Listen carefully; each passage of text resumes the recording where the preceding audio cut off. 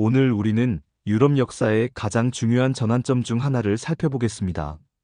15세기 말부터 17세기 중반까지 유럽 사회는 중세의 봉건적 질서에서 근세의 새로운 사회로 격변하는 과정을 겪었습니다.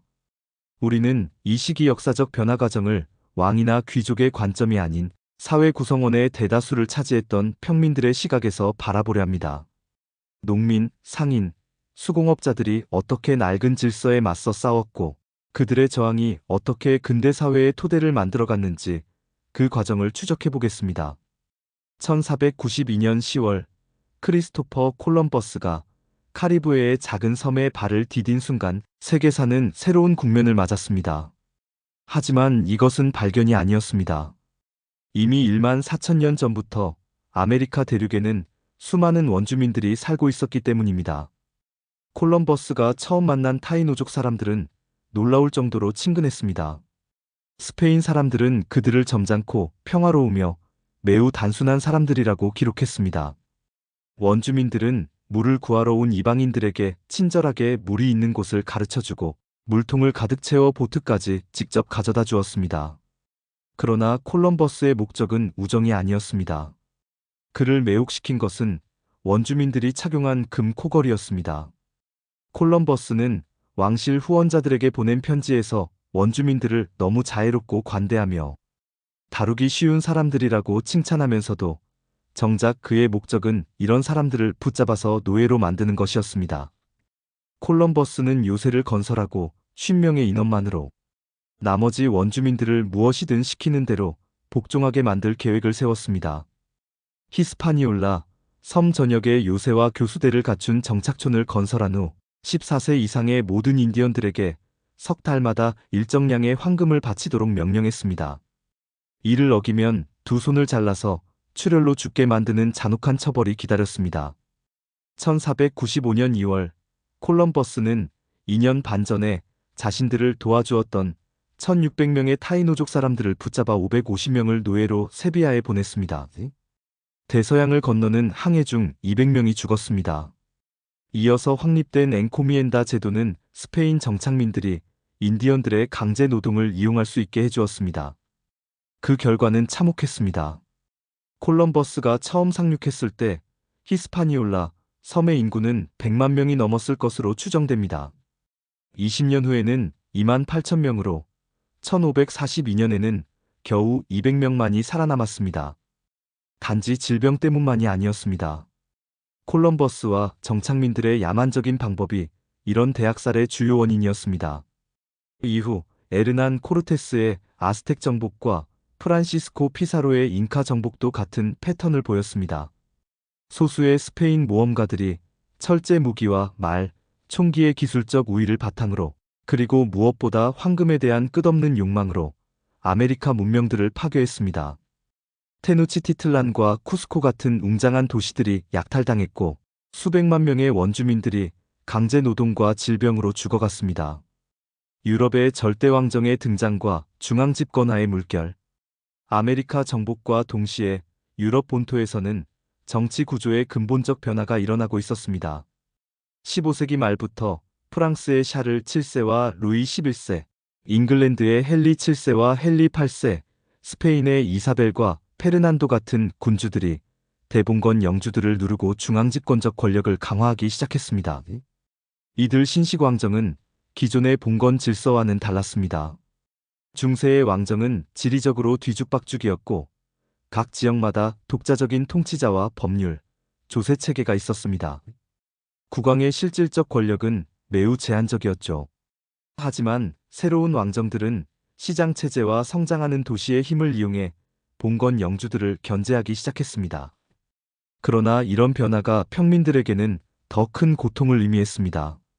스페인의 이사벨과 페르난도는 그라나다를 정복한 후 종교 재판을 통해 무슬림과 유대인들을 학살하거나 추방했습니다. 900년 동안 평화롭게 공존했던 종교 공동체들이 파괴되었습니다. 잉글랜드에서는 생계수단을 잃고 떠돌아다니는 극빈층들이 자발적 범죄자로 취급받았습니다. 1530년의 법률은 신체 건강한 불황자들은 수레바퀴에 묶여서 피가 흘러 넘칠 때까지 채찍으로 맞은 다음 고향으로 돌아가라고 명령했습니다. 두 번째 적발 시에는 귀를 자르고 세 번째에는 처형당했습니다. 이런 가혹한 조치들의 배경에는 울타리치기, 즉 인클로우저가 있었습니다. 귀족들이 양모 생산을 위해 공유지를 사유화하면서 수많은 소농들이 땅을 잃고 떠돌이가 되었지만 새로운 왕정은 이들을 보호하는 대신 탄압했습니다. 르네상스. 같은 시기 이탈리아에서 시작된 르네상스는 중세의 협소한 세계관에서 벗어나려는 시도였습니다. 고대 학문의 재발견과 과학의 진보, 예술의 부흥이 일어났습니다. 미켈란젤로의 시스티나 성당 벽화는 인간을 찬양하는 종교적 작품이었고, 그의 조각상들은 억압과 속박에서 벗어나려는 인간의 의지를 보여주었습니다. 하지만 르네상스에는 모순이 있었습니다. 피렌체를 지배한 메디치 가문처럼 상인과 은행가로 출발한 새로운 부자들이 결국 교황과 왕비를 배출하며 기존 권력 구조에 편입되었습니다. 초기 르네상스의 언어는 소수 엘리트만 사용하는 라틴어였고 일반 민중의 언어인 이탈리아 방어는 무시되었습니다. 그러나 르네상스가 전 유럽으로 퍼지면서 변화했습니다. 구어체 번역물이 늘어났고 프랑스의 라블레, 영국의 셰익스피어, 스페인의 세르반테스 같은 작가들이 민중의 언어로 새로운 문학을 창조했습니다. 이것은 단순히 문학작품을 넘어서 수백만 명의 일상 언어에 형식을 부여하고 국어의 토대를 마련했습니다. 무엇보다 인쇄술의 발달이 결정적이었습니다. 인쇄기 덕분에 지식이 소수 특권층의 독점물에서 벗어나 더 많은 사람들에게 전파될 수 있었습니다. 이는 곧 일어날 종교개혁의 토대가 되었습니다. 종교개혁의 시작, 마틴 루터와 부패한 교회에 대한 저항. 1517년 34세의 수도사 겸 신학교수인 마틴 루터가 비텐베르크 교회 정문에 95개 조항의 반박문을 못 박았습니다. 이것은 가톨릭 교회의 면죄부 판매에 대한 항의였습니다. 하지만 이 작은 행위가 1200년간 서구를 지배해온 교회를 가장 큰 분열로 몰아넣었습니다. 루터의 저항이 그토록 큰 반향을 일으킨 이유는 무엇일까요? 그것은 교회 자체가 이미 썩어 있었기 때문입니다. 메디치나 보르자 같은 거대 상인 가문 출신들이 교황이 되어 자신의 부를 늘리는 데만 골몰했습니다. 10대 소년들이 주교로 임명되어 여러 교회에서 소득을 챙겼지만 그 교회들에는 얼굴 한번 비추지 않았습니다. 고리대금을 죄라고 가르치면서도 성직자들은 고리대금으로 가난한 농민들을 더욱 쥐어짰습니다. 더 근본적으로는 사회경제적 변화가 있었습니다. 15세기 중엽 이후 시장을 위한 생산이 확산되면서 화폐가 모든 것의 척도가 되어가고 있었습니다. 하지만 여전히 낡은 봉건제의 가치관이 사회의 공식 가치였습니다. 이런 모순 속에서 모든 사회 계급이 혼란을 느꼈고 새로운 상황에 적응하기 위해서는 낡은 사상을 새로운 틀에 맞게 바꿔야만 했습니다. 루터의 메시지는 특히 도시의 수공업자와 소상인들에게 매력적이었습니다. 그들은 교회가 약속한 종교적 위안을 제공하지 못하는 성직자들을 위해 대가를 치르는 것에 넌더리가 났습니다. 바젤의 직조공들은 우리는 이웃들을 사랑과 진실한 신앙으로 보살펴야 한다며 교회 장식에 쓸 돈을 가난한 사람들에게 돌렸습니다. 독일 농민전쟁, 민중의 거대한 봉기. 1524년 말 루터의 종교개혁보다 훨씬 더 폭력적이고 광범위한 운동이 분출했습니다. 독일 농민전쟁으로 알려진 이 운동은 전근대 유럽에서 가장 중요한 대중봉기였습니다. 수천, 수만 명의 농민 군대들이 제국의 남부와 중부 지역을 휩쓸면서 수도원을 약탈하고 성을 습격했습니다. 메밍겐 지역의 농민들이 작성한 12개 조항은 거의 전국적인 반란 선언문이 되었습니다. 이들의 요구는 지역 공동체의 독자적인 사제임명권, 11조 사용 방법의 결정권에서 시작해서 농노제 폐지, 영주에게 바치는 부과금 폐지, 공유지 잠식 중단, 농민의 어루수렵 벌채 권리 회복, 자의적인 재판 금지까지 이어졌습니다. 이것은 혁명적인 강령이었습니다. 농민들은 오직 우리의 창조주이신 하느님만이 농노를 소유하실지어다라고 선언하며 법원의 법보다 더 높은 신의 법으로 기존 질서에 도전했습니다. 그들은 자신을 영주와 교회에 예속시키는 존엄한 법을 농민의 이해를 대변하는 신의 법으로 바꾸려 했습니다. 하지만 영주 계급은 양보할 수 없었습니다. 농민들의 요구를 받아들이면 자신들의 계급지배 기반이 무너질 것이 분명했기 때문입니다.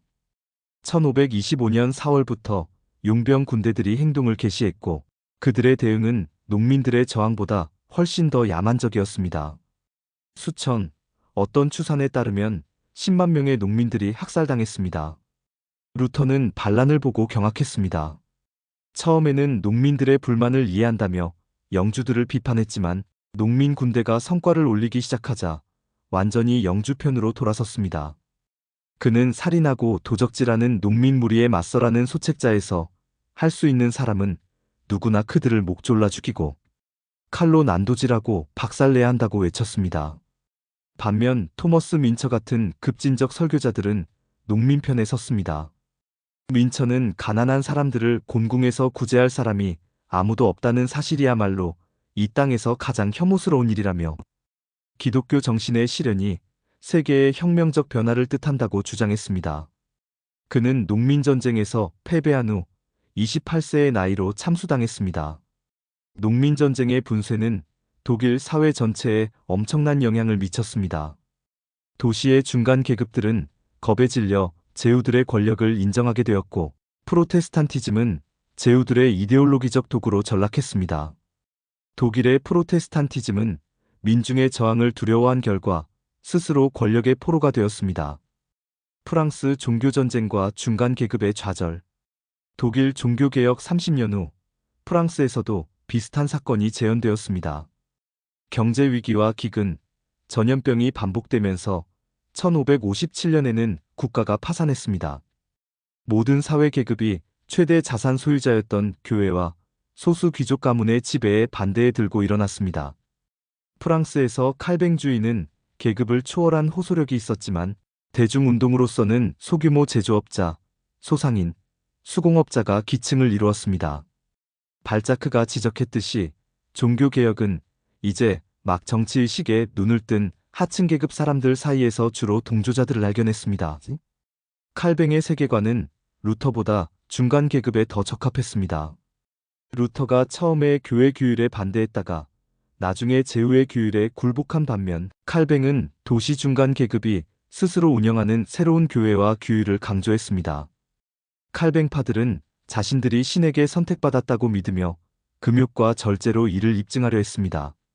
하지만 프랑스 중간 계급들은 개혁을 위한 투쟁에서 치명적인 실수를 저질렀습니다. 농민과 도시 빈민을 규합하는 대신 반대파 귀족과 연계했습니다. 농민들이 심각한 빈곤에 대한 반응으로 종교적 행진을 벌일 때 도시 중간 계급들은 최선을 다해 농민들을 도시에서 몰아냈습니다.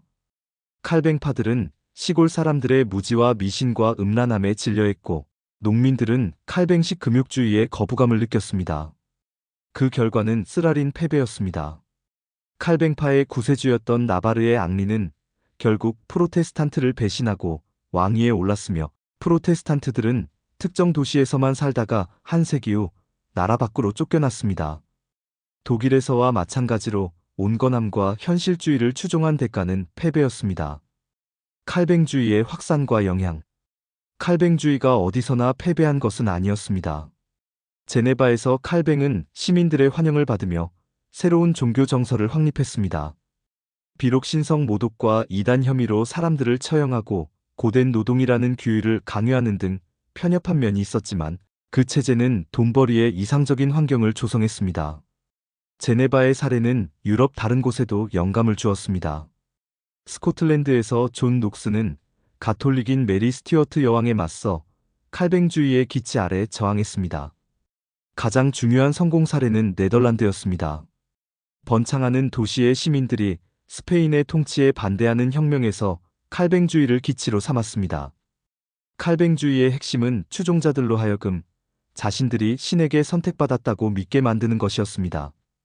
이들은 술을 덜 마시고 금욕하며 절제하는 생활을 통해 이를 입증하려 했습니다. 이런 태도는 귀족의 사치스런 세계에는 맞지 않았지만 자기 밑에 방탕한 빈민들을 두려워하면서도 경멸하는 점잖은 수공업자나 상점주인들에게는 안성맞춤이었습니다. 일부 도시민들은 체제를 통제하는 사람들과 그 체제의 가장 적대적인 사람들 모두로부터 자신들을 방어하려는 시도로서 1. 금욕주의, 규율을 강조하는 이데올로기를 내세웠습니다. 칼뱅주의는 중간 계급의 이런 필요에 부응했습니다. 네덜란드의 반란과 자본주의의 첫 승리. 현재의 벨기에와 네덜란드 지역은 15세기에 스페인 지배하에 들어갔습니다. 처음에는 특별한 문제가 없었습니다. 스페인의 양모로 만든 섬유 제품을 아메리카 식민지에 수출해 이윤을 남겼고, 식민지의 금과 은이 스페인을 거쳐 네덜란드 상인들의 주머니로 흘러들어왔습니다. 하지만 1550년대 중반부터 상황이 바뀌었습니다. 펠리페 2세는 유럽 전역에서 이단과 프로테스탄티즘에 맞서 가톨릭 이데올로기를 강요하기 시작했습니다. 저지대 지방에서는 도시 중간 계급의 프로테스탄트와 지방 귀족이 공격받았고, 경제 위기에 처한 인민 대중에게는 더 무거운 세금이 부과되었습니다. 1560년대에 첫 번째 반란이 일어났습니다. 칼뱅주의가 퍼지면서 우상 파괴, 즉 종교적 성상 파괴와 성당 약탈의 물결이 뒤따랐습니다. 스페인의 알바 공작이 1만 군대로 진압해 수천 명을 처형했습니다. 10년 후 두 번째 반란이 일어나 북부 지방에서 성공했습니다. 오란의 공의 지지를 얻은 반란은 지방연합국, 즉 네덜란드이라는 독립국가를 건설했습니다. 새 공화국의 도시들과 상업은 엄청나게 번창했고, 한 세기 동안 유럽에서 경제적으로 가장 역동적인 지역이 되었습니다. 반면 남부의 귀족들은 투쟁을 포기했고, 스페인 군대가 도시들을 다시 정복했습니다. 300년 동안 경제 발전의 중심이었던 헨트, 브리에, 안트웨르펜이 오랜 정체기로 접어들었습니다. 네덜란드 반란의 성공은 중요한 의미를 가집니다. 이것은 자본주의 방식에 기반을 둔 새로운 지배계급이 봉건적 절대주의에 맞서 승리한 첫 번째 사례였습니다. 네덜란드는 125년에 걸친 종교개혁과 종교전쟁의 참화 속에서 새로운 경제생활 조직 방식을 채택한 국가로 살아남았습니다. 30년 전쟁 유럽을 황폐하게 만든 대재앙. 1618년에서 1648년까지 독일을 중심으로 벌어진 30년 전쟁은 라인강과 발트해 사이의 많은 지역을 황폐하게 만들었습니다. 전쟁이 끝날 무렵 독일 인구는 전쟁 초기에 약 3분의 2로 감소했습니다. 전쟁의 직접적 원인은 보헤미아 왕국에서 종교의 자유를 억압하려는 시도였습니다. 합스부르크 왕가는 프로테스탄트 교회들을 파괴하고 인구의 90%를 차지하는 비가톨릭 인구의 공직 진출을 금지했습니다. 보헤미아 신분제 의회는 1618년 프라하 투척 사건으로 반발하며 합스부르크 가의 페르디난트를 몰아내고 프로테스탄트인 프리드리히로 바꿨습니다. 하지만 이것은 단순한 종교 갈등이 아니었습니다. 보헤미아에서는 봉건제의 낡은 구조를 잠식하는 변화가 일어나고 있었습니다. 많은 지주들이 농노의 부역을 고정화폐 지대로 바꾸면서 산업작물 재배를 늘리고 소도시의 성장을 장려했습니다. 농업과 공업의 생산 방법을 개선하려는 유인이 있었고, 자유로운 임금 노동이 확산되었습니다. 폴리젠스키의 표현대로 봉건적 의무라는 거대한 구조물 전체가 일의 압력으로 침식되고 있었습니다. 신분제 정부 체제가 서로 다른 이해관계의 갈등을 조율하고 종교적 관용을 인정한 덕분에 이런 경제 변화들이 평화롭게 일어날 수 있었습니다. 하지만 보헤미아 지도자들의 계급적 한계가 드러났습니다. 그들은 유럽의 다른 프로테스탄트 지배자들의 도움을 기대했지만 실망만 안겨받았습니다. 독일 프로테스탄트 제후연합은 화이트 마운틴 전투 전에 이미 철군했고, 네덜란드와 영국도 스페인과의 전쟁 확대를 거부했습니다. 1620년 화이트 마운틴 전투에서 보헤미아군이 패배하자 프로테스탄트 국왕과 귀족들은 계속 항전하기보다 외국으로 도망쳤습니다. 오스트리아의 체르넨 백장만이 농노들이 해방되면 평민들이 기꺼이 자기 나라를 위해 싸울 것이라고 주장했지만 묵살되었습니다. 전쟁은 30년간 계속되면서 복잡한 양상을 띠었습니다. 한때는 프로테스탄트 제후들이 가톨릭 황제를 지원하고, 다른 때는 교황과 프랑스 가톨릭 왕정이 프로테스탄트 스웨덴을 지원했습니다. 발렌슈타인이라는 뛰어난 사령관도 결국 황제가 보낸 자객들에게 암살당했습니다. 전쟁의 결과는 참혹했습니다. 보헤미아는 살인적이고 숨막히는 봉건 절대주의의 노예가 되었습니다. 농민들이 무보수 노동에 시간의 절반을 쏟아야 했기에 16세기의 기술 혁신은 사라졌습니다. 유럽 문화의 중심지였던 보헤미아는 시골 변두리로 전락했고 체코어는 거의 잊혀진 채 독일어가 도시를 지배했습니다. 스페인도 많은 것을 잃었습니다. 전쟁 전에도 이미 경제 악화 조짐이 있었는데 1648년에는 더 이상 군사력으로 약점을 은폐할 수 없었습니다. 독일 제후들은 더 독립적인 권력을 얻었지만 독일 인민대중은 그 대가를 치렀습니다. 관세 징수소에 의해 서로 단절되고 제후들의 암투로 분열된 독일은 전쟁의 극단적 파괴를 극복할 수 없었습니다. 30년 전쟁의 유일한 실제 성과는 독립적인 네덜란드 공화국이 살아남고 자본주의 방식에 기반을 둔 새로운 지배계급이 성장한 것이었습니다. 영국혁명, 근대 세계의 탄생. 1649년 1월 망나니의 도끼가 잉글랜드와 스코틀랜드의 국왕 찰스 1세의 목을 쳤습니다. 이 사건은 전 유럽을 경악하게 만들었습니다. 출생의 우연 덕분에 남들을 지배할 수 있는 신성한 권리라는 지배자들이 공유한 원칙이 무너진 것이었습니다. 영국에서는 1550년대 중반에서 1610년대 중반까지 경제가 발전하고 새로운 자본주의 방식의 맹아가 생겨나고 있었습니다. 인구는 2배 이상 늘어났고 12명 중 1명 이상이 도시에 살았습니다. 수공업과 광업, 제철업의 생산고가 급상승했고 수천 명이 시골의 산업에서도 일자리를 얻었습니다. 하지만 사회는 아직 수많은 봉건적 특징을 지니고 있었습니다. 많은 젠트리와 귀족이 농민들을 쥐어짰고 가장 강력한 상인들은 국왕의 허락을 받은 시장 독점으로 이익을 봤습니다. 국가기구는 프랑스나 스페인보다 훨씬 취약했고 실제 권력은 각 지역의 젠트리에게 있었습니다. 문제는 1610년대 말부터 시작되었습니다. 돈을 요구하는 국왕과 세금을 책정하는 젠트리 상인계급의 의회 사이에 불화가 생겼습니다.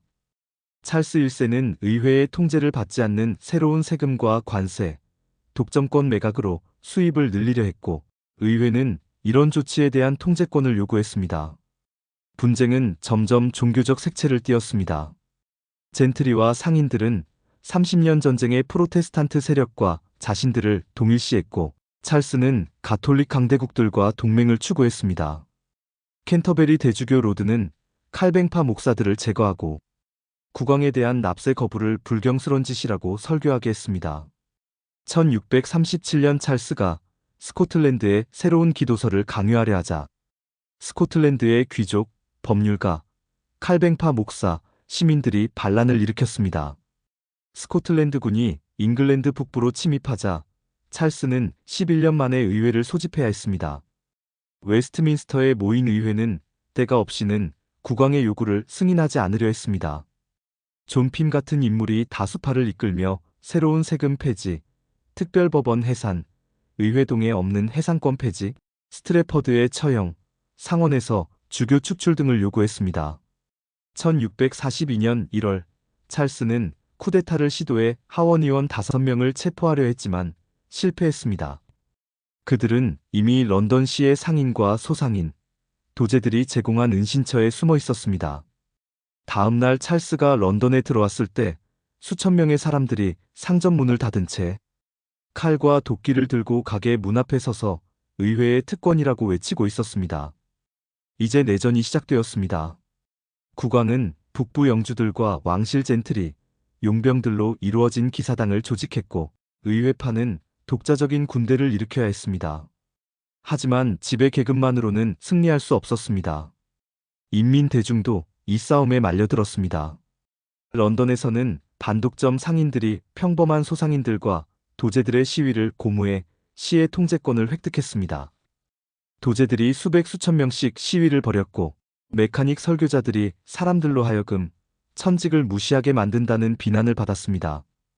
경제적 어려움 때문에 여러 지역에서 인클로저와 늪지 간척에 반대하는 자생적인 폭동도 일어났습니다. 하지만 대중적 분노는 지배계급에게 양날의 무기였습니다. 왕실의 쿠데타에 맞서는 방편이지만 통제를 벗어나면 자신들의 계급 지배를 위협할 수도 있었습니다. 많은 의회주의자들은 새로운 종교적 규율만이 하층 계급의 반란을 억누를 수 있다고 확신했습니다. 초기 2년 동안 의회군은 후퇴했습니다. 지방 젠트리가 장교인 지방 군대들은 진정한 혁명적 조치를 경멸했기 때문입니다. 사병들은 자기 의지에 반해 징집된 경우가 많았고 의회군도 왕당파처럼 토지를 약탈해 생계를 해결했습니다. 희망은 올리버 크로멜의 철기군에서 나왔습니다. 크로멜은 일부러 귀족을 장교로 뽑지 않고 중간 계급 출신 자원자들에 의존했습니다. 주로 부유한 농민인 요먼층에서 충원된 이들은 말을 소유할 만큼 부유했지만 고된 노동에서 벗어나지 못할 만큼 가난했습니다. 크로멜은 평범한 황갈색 코트를 입었을지라도 자기가 무엇을 위해 싸우는지 알고 있는 지휘관을 선호한다고 말했습니다. 또한 크로멜은 부대원들이 젠트리와 다른 가치관을 표현할 수 있도록 허용했습니다.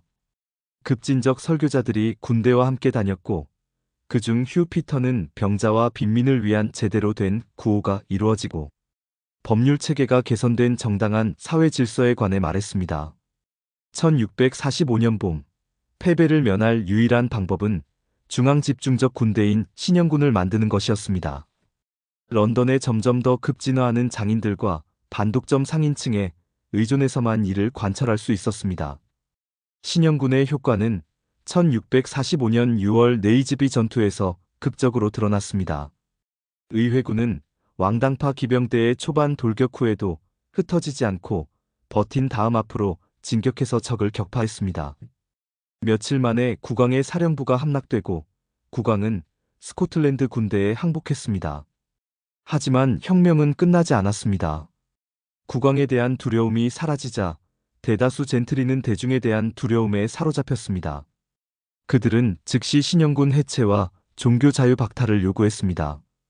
그러나 신영군 사병들은 보수도 받지 못한 채 해산당하는 것을 거부했습니다. 기병대의 중간인들은 격분에 더 급진적인 견해에 이끌렸습니다.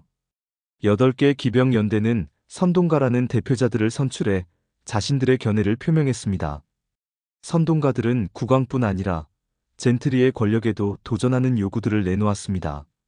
리처드 오버튼, 존 와일드먼, 윌리엄 윌윈, 존 릴번이 이끄는 급진 민주파인 수평파의 영향력이 커졌습니다. 1647년 10월 푸투니에서 크로멜과 다른 군 지도자들은 수평파의 영향을 받은 병사들과 토론해야 했습니다.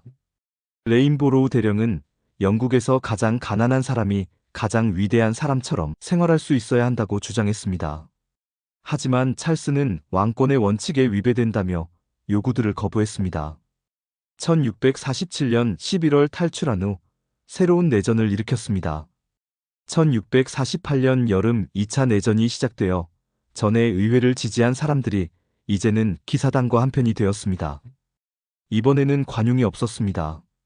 크로멜은 끝까지 고집 부리는 자들은 신속히 처단할 것이라고 선언했고 신영군 장교들은 찰스와 최측근들의 사형을 요구했습니다. 프라이드 대령이 주요 장로파의 하원 출입을 막았고 1월 말 사형 집행인은 화이트홀에서 국왕의 잘린 머리를 들어보였습니다. 하지만 크로멜은 혁명적 운동을 이용한 후 그것을 억압했습니다. 1649년 봄 런던의 수평파 지도자들을 투옥하고 5월에 군인 반란을 진압해 지도자 4명을 처형했습니다. 수평파는 중간 부류 기반의 운동으로서 사회의 가난한 대중에 기반을 두지 못한 한계가 있었습니다. 수평파의 패배에도 불구하고 중요한 변화가 있었습니다. 크리스토퍼 힐의 지적대로 이제 사태를 장악하고 있는 사람들은 이전보다 상당히 더 낮은 사회계급이었습니다. 전에 하인, 목축업자, 집마차꾼, 양조장 노동자였던 사람들이 대령이 되어 권력을 잡았습니다. 크로멜은 10년 동안 사실상 독재자로 잉글랜드를 지배했습니다. 그의 정권은 군사력에 기반했지만 더 넓은 사회적 지지 없이는 살아남을 수 없었습니다. 크로멜이 죽은 후 1660년에 왕정이 복귀했지만 많은 혁명의 성과들이 살아남았습니다. 그럼 16, 17세기 유럽 민중들의 삶과 투쟁에 대한 역사적 의의에 대해 생각해 보겠습니다.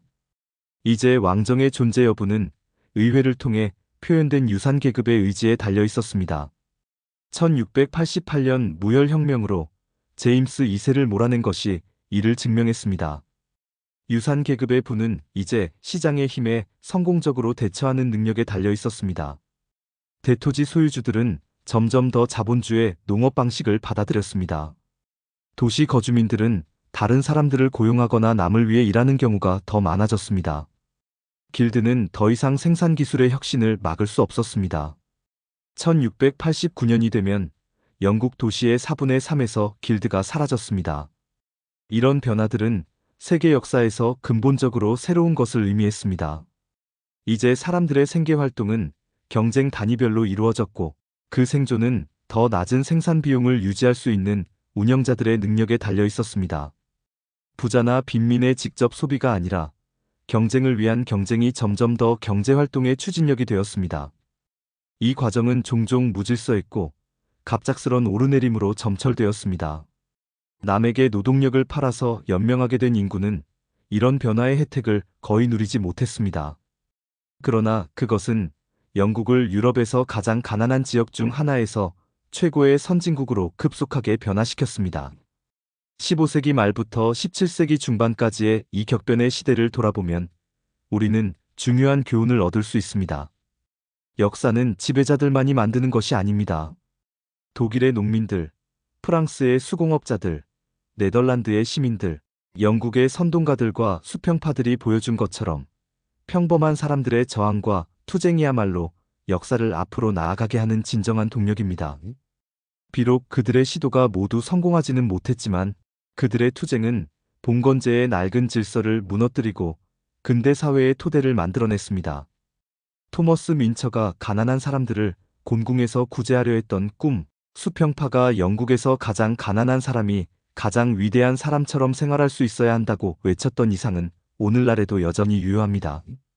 역사의 진보는 결코 저절로 이루어지지 않습니다.